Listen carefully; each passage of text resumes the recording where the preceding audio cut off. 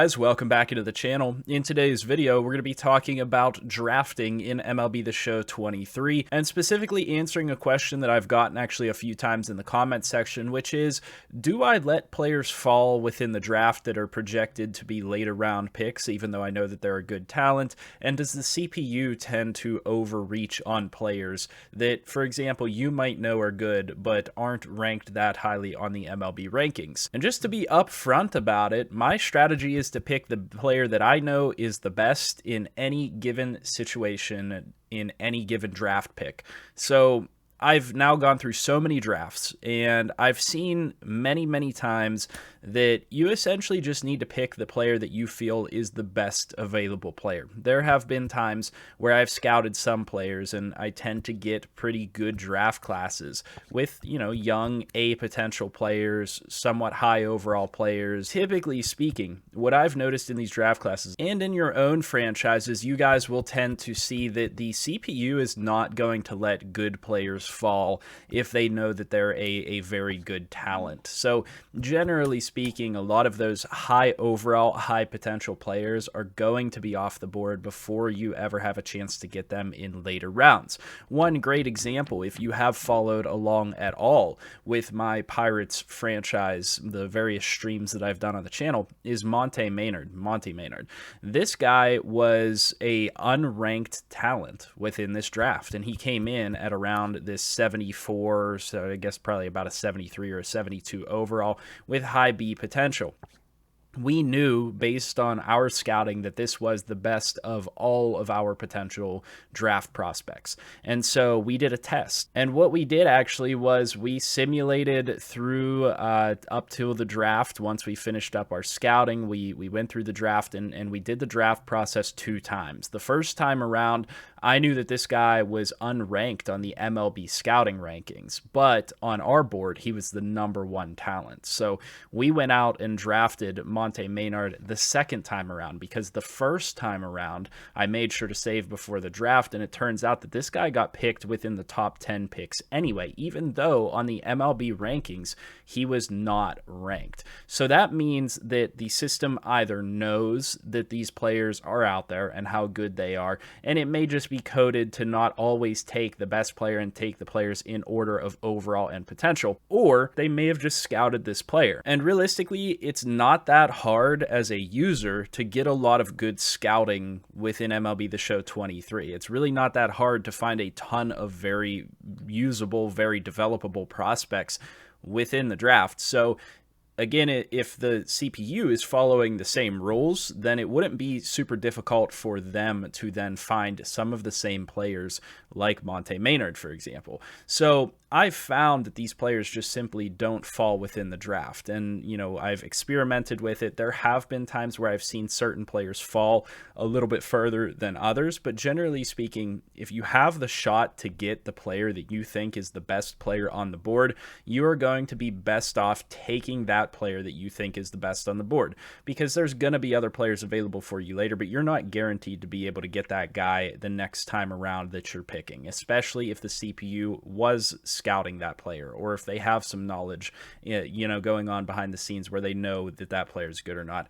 Chances are more so in favor of that player not being there in further rounds than that player being there. So I highly recommend, as a just general draft strategy, that you take the player that you think is going to be the best. So starting up a fresh franchise quickly here with the Pittsburgh Pirates and simulating up to the draft, our team has done a decent job of scouting players at the top end of the draft for us, but ultimately, you have to make a decision which player is going to be best for you. And so going through this scouting pool that it was able to kind of pull for us, there are not a whole lot of players that I see that are later on in the draft that I would consider taking super early on. I mean, there are some players that have higher potential, but again, it did not do a fantastic job of scouting for us. This is kind of the weakness of the actual scouting system if you let it auto itself.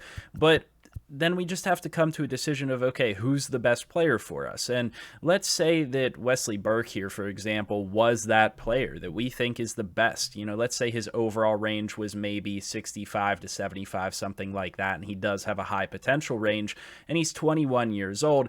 Chances are that if that player is really that good, he's not going to survive until pick 55 or pick 75, where they have him ranked at. So I find that the draft rankings, whether it be MLB draft rankings or your team's draft rankings, are not necessarily accurate because it's a system of its own. It's trying to give a value to these players based on a combination of factors, based on their age, their potential overall, and their potential. So it's not always going to be 100% accurate to what that player's actual value is. So for example, a great example that I've just come across now is Edgar Cosmo, for example, who's a starting pitching prospect who we know has 86 to 98 potential and an overall range of 58 to 70. He is only ranked as our 14th best prospect in the MLB's 22nd ranked prospect, but he compares very similarly to the players at the top of our board. He, in fact, has a better potential range. In fact, he's probably going to come in with better potential than these guys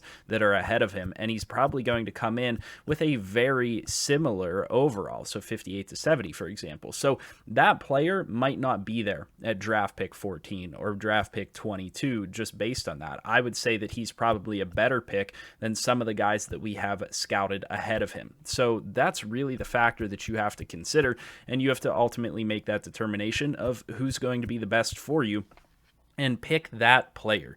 Pick the player based on everybody you have scouted that is the most important to you. Don't wait for them to fall to round 2 or fall to round 3 and take that chance. Or if you do want to try to get those steals, I simply just recommend that you guys save before the draft, and then if you don't manage to have that player fall, then come back and do it a different way and pick the players that you really wanted to pick. And that way you at least have a chance at getting it done that way. And you could certainly go through it multiple times. You could keep trying to repeat through the same draft class as long as you've saved before the draft, and you can simply try to just draft the draft class multiple different ways and come up with the best way to come up with the best draft class. Now, I don't know how much advantage there would be to really doing that, because ultimately you would just be better off waiting until the offseason and editing the players' potentials and overalls and things like that. To be honest with you, there's not a whole lot of point to go through all that extra effort. So just on a general basis, make sure you get your guy. And I've done it multiple times now where I've tried to let a player slide and it just hasn't worked out for me. And I've heard other people in the comment section and in videos say that it has worked out for them, and that's fine.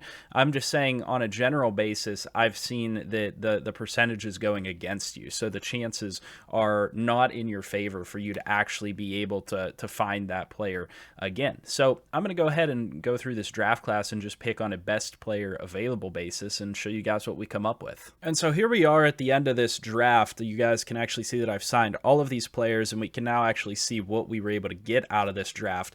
And this is the reason why I say to make sure you get your guy, because the later rounds are not certain, that's for sure.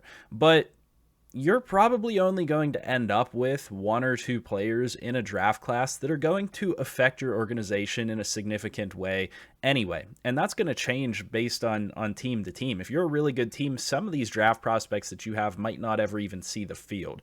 And so making sure that you get at least one good player, if you know that he's out there, even if he's an unranked prospect, if you get one good player out of that draft class, chances are that you can consider that draft class a success. So example here is our first round pick. We were able to get a 67 overall, 88 potential player, which is pretty good for a first round draft pick. Now, that's certainly not the best. Our CPU did a terrible job of scouting for us, but this is a player that I know for a fact within a couple of seasons is going to be able to impact my MLB team. Being at a near 70, being a high B potential player, I know that he's going to progress as a player. And I know that if I put in effort, this player is going to progress even further. However, the rest of your draft class is not certain. And so, I did get some decent players here, a 61 overall B potential in that second pick, a 66 C 18-year-old, and then the back end of this draft was just not very good at all. And that kind of shows why you don't want to use CPU scouting. But we were able to get some, decent potential players, but chances are these guys at 22, 23 years old at the back end of the draft at super low overalls are really never going to be able to do much for us. And so that's why I highly recommend that you take the players that you know are good, because you can see overall as the draft goes down, and I wish that we could kind of show you every single draft pick. We can't, but you can kind of see how the overalls go down as you go down the draft class, and you're going to see that it goes down from, the 70s to the 60s as you go from first round to second round. It's the same exact thing that happens with the CPU.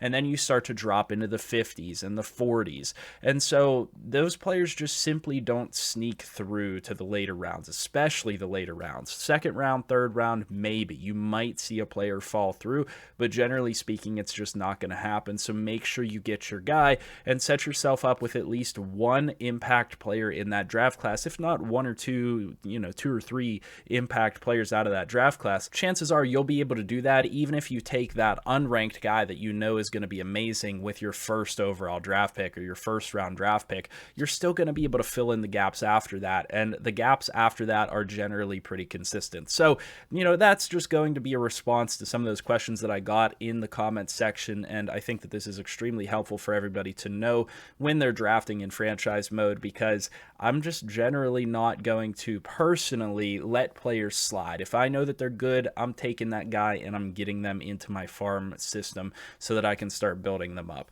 Let me know what you guys do down in the comments section. Do you guys try to let players slide? Have you had success with letting some of those players fall to later rounds and being able to get a good draft class that way? Let me know all that stuff in the comment section below. Make sure you guys hit that like button and subscribe if you're new here. But as always, I'll see you guys in the next video, and I hope you have a good one.